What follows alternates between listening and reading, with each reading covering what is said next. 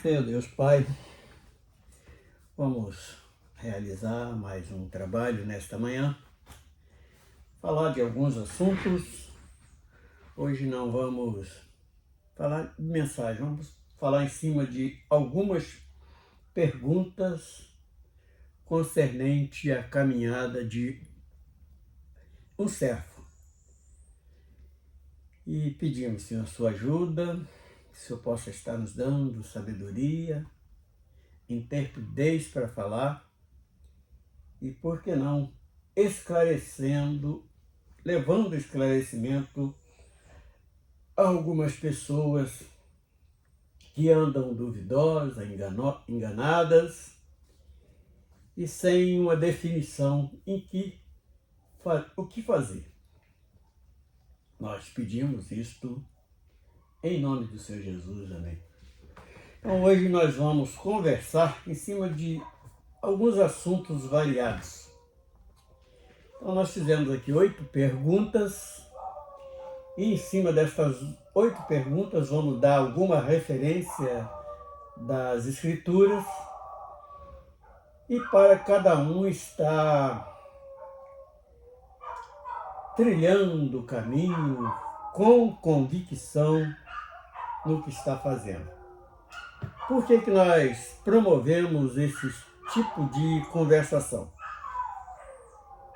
O nosso objetivo é de ajudar, levar as pessoas a conhecer as Escrituras Sagradas.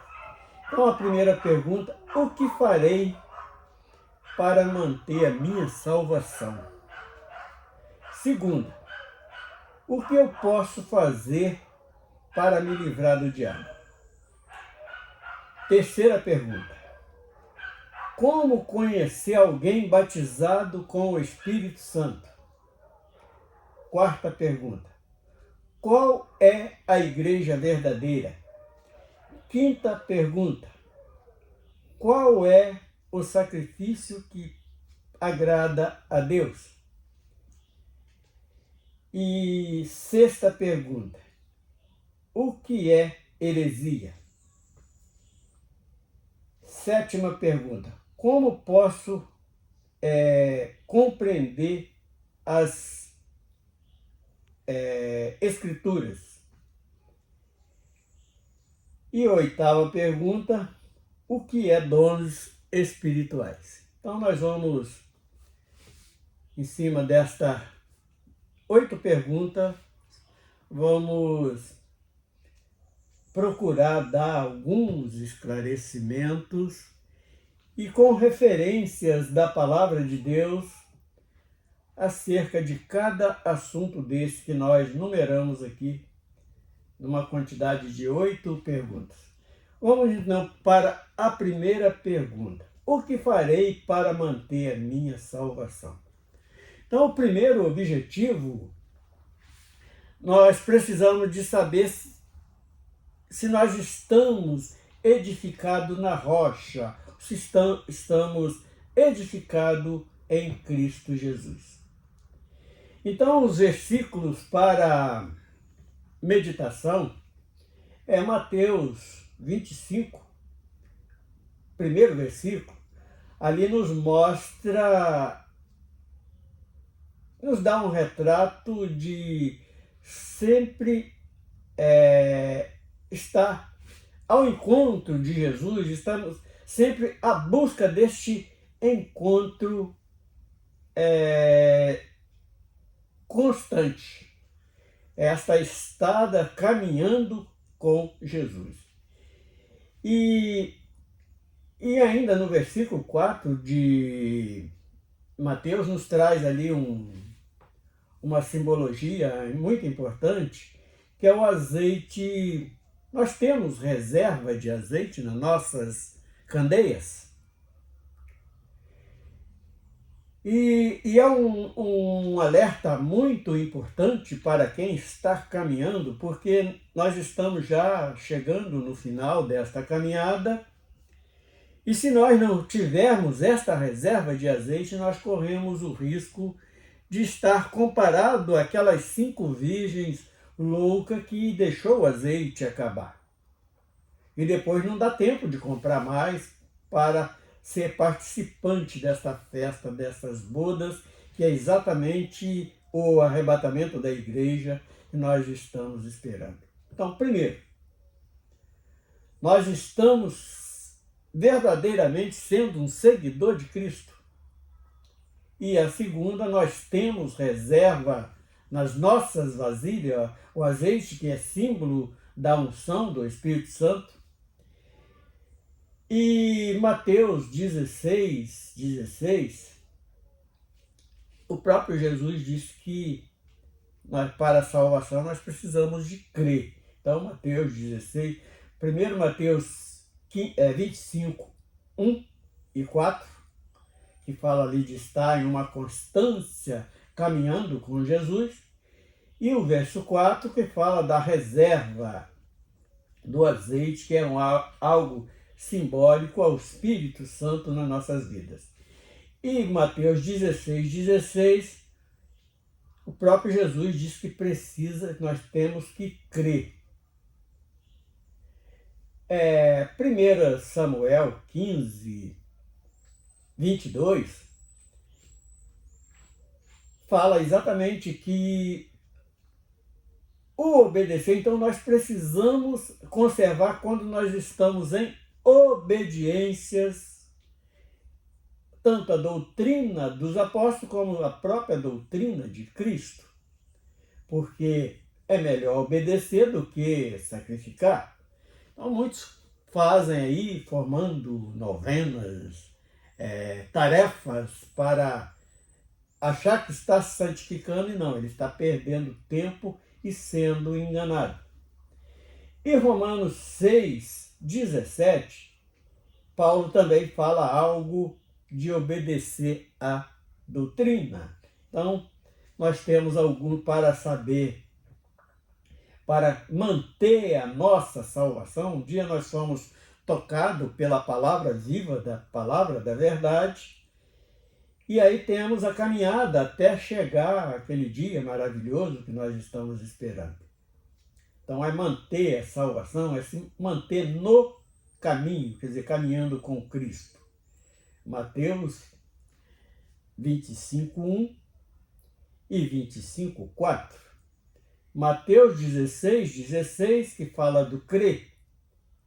E 1 Samuel, o próprio Samuel ali falando com o rei Saul, que é melhor obedecer do que sacrificar. Porque Deus não tem prazer em sacrifício, ele tem prazer na obediência. Ele vai valorizar aquele servo obediente. E Romanos 6, 17, tanto 16 e 17, fala exatamente da obediência. E Paulo, no versículo 6, 17, ele fala da obedecer a doutrina, quer dizer, obedecer os mandamentos da palavra da verdade. Agora a segunda pergunta. O que eu posso fazer para me livrar do diabo? Nós temos vários ensinamentos da parte de Jesus, mas nós hoje deixamos apenas uma referência bíblica, que é Tiago 4, 7, que fala que é para resistir o diabo que ele vai fugir de nós. Então, como é que eu vou resistir? É não aceitar os convites que tantas vezes nos feito por um opositor. E para conhecer, nós já trouxemos aqui uma palavra falando como conhecer esse indivíduo. E ele age de várias maneiras, está em todos os lugares aqui na Terra, ele não tem mais acesso, é lá na glória, ao lado do Criador, ele perdeu esse acesso, mas ele está entre a Terra perturbando um e outro, dando investida em um e outro, e nós precisamos de resistir. O que é resistir? É não estar aceitando as ofertas como foi feita ali no Éden, para Eva e futuramente Adão. Então, isso é uma resistência. E nós temos aqui também no capítulo 4 de Mateus, Jesus deu uma aula de como resistir o diabo. Ele, quando sai daquela ato do batismo, ele é levado ao deserto para ser provado. E todos nós estamos aqui nesta terra. Isto é mais claro do que a lã, a branca lã, mais claro do que o algodão, que esta vida transitória que nós estamos passando é um teste. O mesmo teste que foi passado para Adão lá no Éden é passado para nós aqui neste mundo, neste período transitório. E Tiago 4:7 ele fala que resistir o diabo e ele fugirá de vós. Agora vamos para a terceira pergunta. Como conhecer alguém batizado com o Espírito Santo? Isso aqui não é tão difícil. Nós sabemos que o falso profeta ele vem se transformando, o diabo se transforma em anjo de luz, mas entre as comunidades que congregam aqui no mundo, não é tão difícil, não. É só observar a vida daquele indivíduo.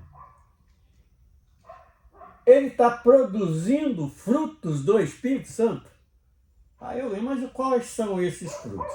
Nós deixamos aqui a referência dos frutos em Efésios 5:9, e fala da bondade, justiça e verdade.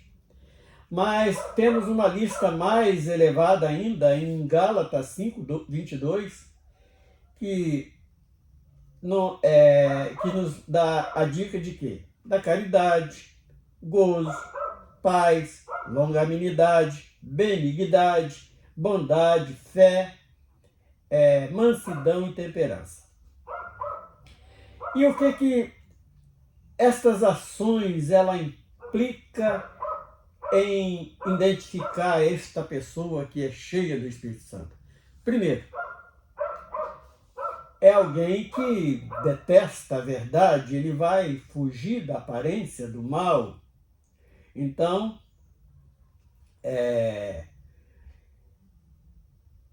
os frutos do Espírito, então, em Efésios, dá três exemplos de bondade, como é aquele que está congregando com você. É uma pessoa justa, é uma pessoa bondosa, é uma pessoa verdadeira. Então, a primeira amostra de uma pessoa que não é batizada no Espírito Santo, a palavra dele vai ter dúvida do que aquele indivíduo fala. Agora, em Gálatas 5:22, nos dá uma lista mais completa, fala da caridade. Caridade é aquele que tem prazer em ajudar alguém que está em momentos difíceis. O gozo, é uma vida, mesmo neste mundo tão tribulado do jeito que nós estamos, ele tem prazer em estar ali, falando da palavra, tratando com os amigos. Então, é uma característica de quem gera frutos do Espírito Santo, é uma pessoa alegre, uma pessoa que tem gozo, que tem prazer em realizar a obra de Deus e está sempre exercendo a caridade. Amor, por exemplo, eu não coloquei aqui, mas é um fruto do Espírito. A paz.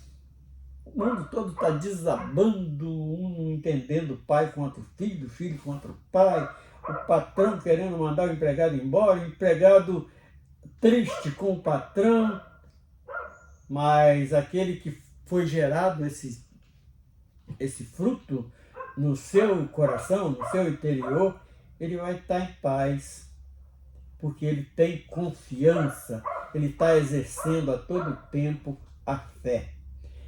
Longanimidade é aquele que sabe, que tem paciência para esperar as coisas, é aquele que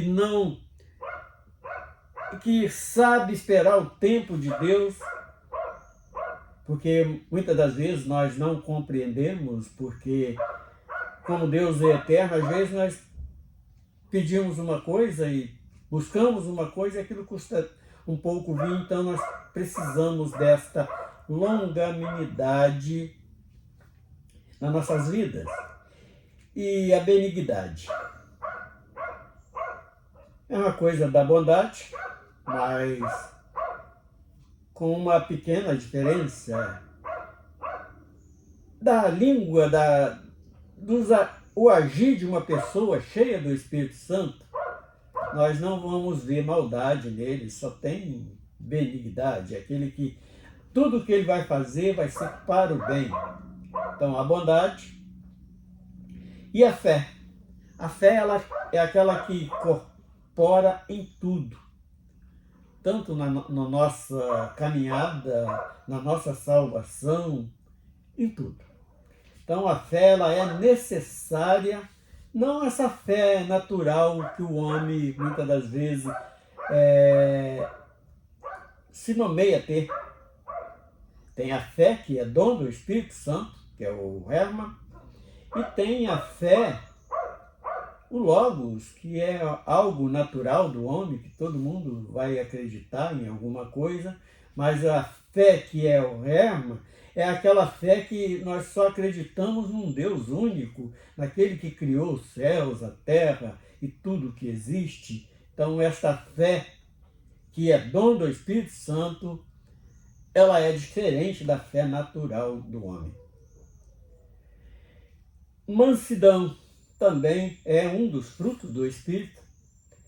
É aquele que ele é longânimo em tomar certos tipos de decisões.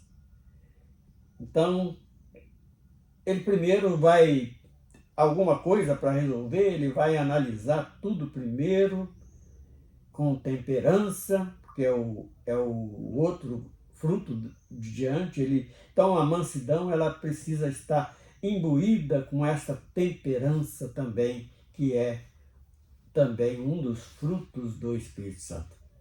Agora vamos para a quarta pergunta. Qual é a igreja verdadeira? Essa é uma pergunta até um pouco difícil, porque o homem ele está desprovido desse conhecimento de saber o que é a igreja. Então, ao longo da nossa caminhada, da nossa vida, nós aprendemos a conhecer como igreja denominação, qual Jesus não indicou para ninguém.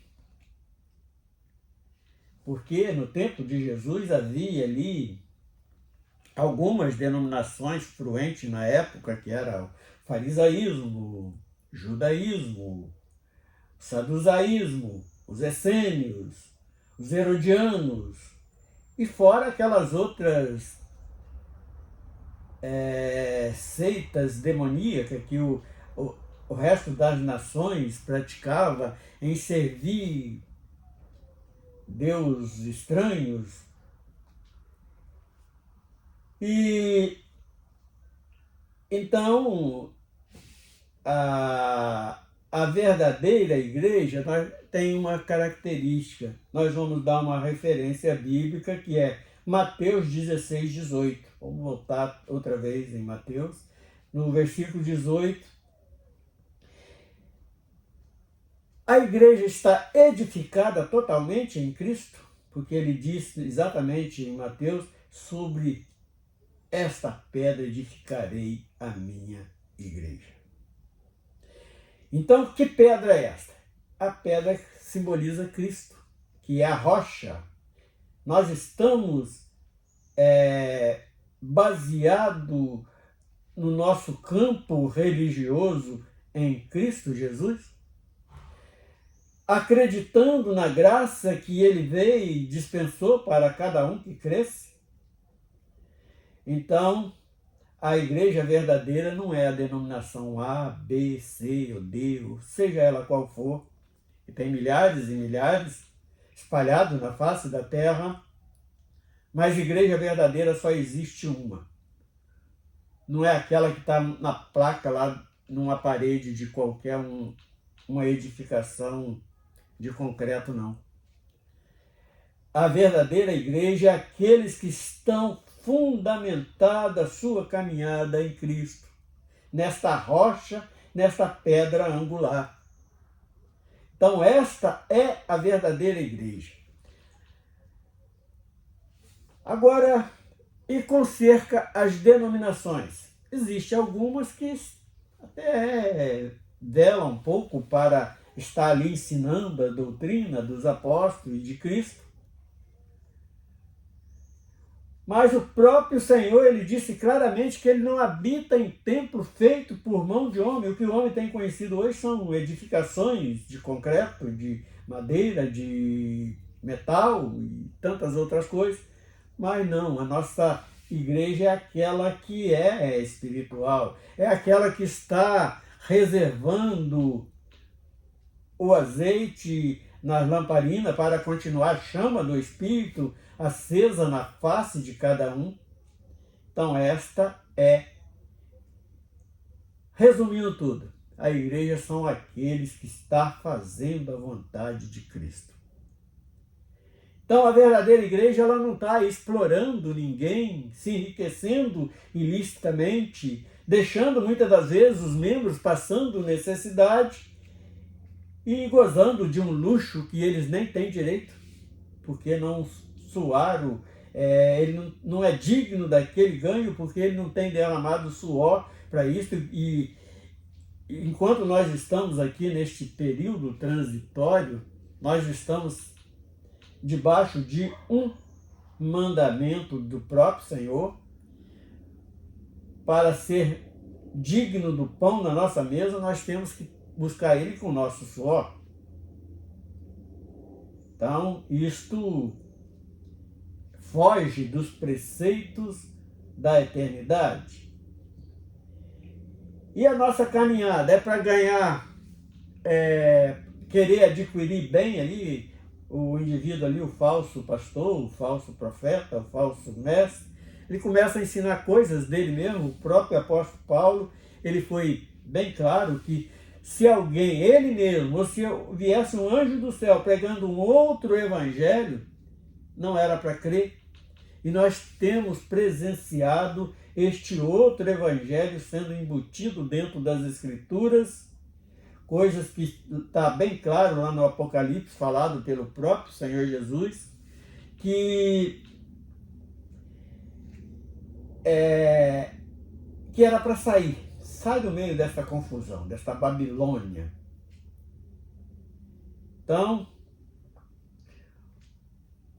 a igreja é aquela que está fazendo a vontade de Cristo, é aquela que está fundamentada, edificada em Cristo. Então, esta é a igreja verdadeira. E só para encerrarmos esta parte desta quarta pergunta, eu faço uma outra pergunta. Qual denominação que Jesus indicou para nós congregarmos? Quando ele chamou os apóstolos, ele mandou que seguisse ele. Não era para ir para o farisaísmo, não era para ir para o meio dos essênios, não era para ir para o meio do sadusaísmo, dos herodianos, ou para congregar junto com os romanos que governava no mundo, imperava sobre o mundo habitado da época. Ele mandou que seguisse ele. E ele mesmo não congregou, né? Ele, às vezes, ele entrava lá no templo que era edificado pelo povo, e pelo que o povo estava realizando ali no templo, ele se indignou, que meteu chicote naquele povo, que falou que a casa do pai não era casa de comércio.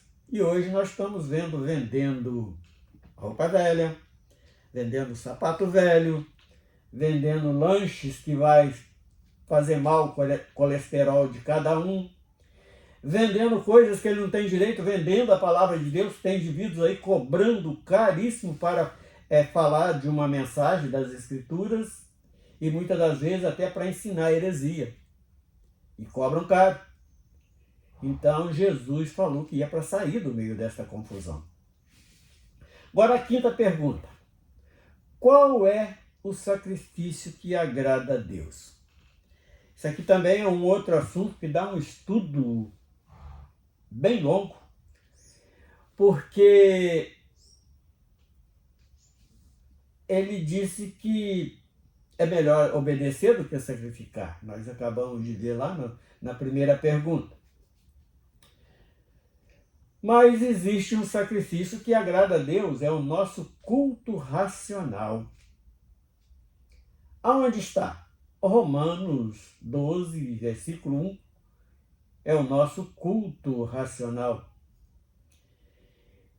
E qual é o outro sacrifício que agrada a Deus? A obediência. Se nós estivermos ali em obediência aos seus mandamentos, a sua palavra, os seus ensinamentos, porque não é muito fácil, enquanto nós estamos neste tabernáculo de carne, obedecer. O homem tem essa tendência de não obedecer. Mas é obedecer o homem? Não, nós precisamos ter, sabe, o próprio Jesus, ele disse, só errais por não conhecer as Escrituras, lá no capítulo 19 de Mateus, está bem claro isso. Naquela conversa que ele teve com aquele jovem rico, e ali os discípulos fizeram algumas perguntas e ele respondeu. E ele fala que erra por não conhecer ali, quando os saduceus chegaram falando, impondo o seu ponto de vista, que fizeram aquela pergunta de quem era a mulher que casou com 7 homens, quando chegasse no céu, ele disse, erra por não conhecer as Escrituras. Então, é uma maneira que nós temos de nos defender do falso, do anticristo, é conhecendo a palavra das Escrituras Sagradas. É a prática de aonde não está a prática da heresia. Então, qual é o sacrifício? Então, quando nós estamos, porque muitas das vezes a heresia que foi implantada no meio de uma denominação é aquilo que agrada a homens, porque está muito casado com a feitiçaria, que é a doutrina de Balaão. Você vai fazer tanto, vai dar tanto para receber tanto e tal. Pura mentira, isso é outro evangelho implantado dentro das Escrituras Sagradas. É a obediência, a não prática de heresia e dogmas. Exemplo, 1 Coríntios 11, 19, que a heresia só tem um significado, para que se manifeste os sinceros. Tá? Em 1 Coríntios 11, 19. Agora vamos para a sexta pergunta. O que é heresia? Olha, é um assunto bem vasto também, que nós levaríamos aqui, dava uma live só neste assunto, nós já fizemos algumas, mas nós vamos deixar só um exemplo. Gênesis 3, 1 e 4 foi onde nasceu a heresia no meio da criação humana. Então essa sexta pergunta é lá quando Eva foi enganada pela serpente, que o Satanás ali na figura da serpente, eles torcem a palavra que Deus tinha dito e implanta ali um desejo do homem querer ser igual a Deus, e o homem jamais vai conseguir ser igual a Deus. E então ele cria uma mentira no meio da verdade e parece que aquela mentira virou verdade e assim vai nascendo as heresias. Por exemplo, pega um versículo bíblico onde o próprio Paulo manda orar sem cessar, em cima daquilo ali eu vou formar um dogma, vou formar uma denominação em cima daquilo e começo a implantar ali a tal da revelação, que é trazida pelo falso profeta. Então, isto é heresia. Mas aonde nasceu a heresia foi lá no Gênesis, capítulo 3. Fala na tentação de Eva. Sétima pergunta. Como posso compreender as Escrituras? Aqui eu não vou nem dar texto bíblico, não. Eu vou falar das minhas experiências.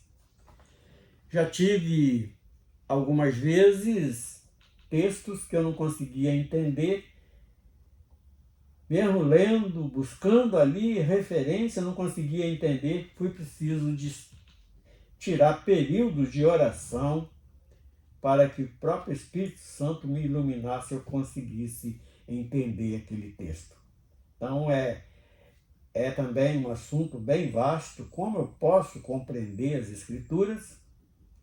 Eu vou só deixar minha experiência. Vários textos bíblicos eu só consegui entender depois de um período de oração. E a oitava e última pergunta de hoje, que nós formamos esta live, é: o que é dons espirituais? Em 1 Coríntios 12, nós temos uma lista ali de 9, mas não é só esses 9. Nós vamos deixar aqui a referência de 1 Coríntios, que diz que é sabedoria, ciência, fé, cura, maravilhas, profecias, discernimento de espírito, variedade de línguas e a interpretação. Então deixa. Mas tem muitos outros dons. Por exemplo, o pregar a palavra mesmo é um dom. Eu, por exemplo, tinha uma grande dificuldade de narrar um discurso na frente de alguém e foi-me dado esta dádiva de hoje eu consegui falar alguns minutos acerca de uma mensagem como esta que nós estamos travando hoje. Então, nós vamos encerrando os dons espirituais em cima. Então, tem aquela referência de 1 Coríntios 12, mas existem muitos outros dons que nós recebemos da parte do Senhor. Senhor Deus, nós louvamos o Teu nome, nós te bendizemos pela grandeza da Sua santidade e vamos pedir para que através do Teu Santo Espírito estas palestras possam estar alcançando vidas necessitadas de esclarecimento no nome do Senhor Jesus. Amém.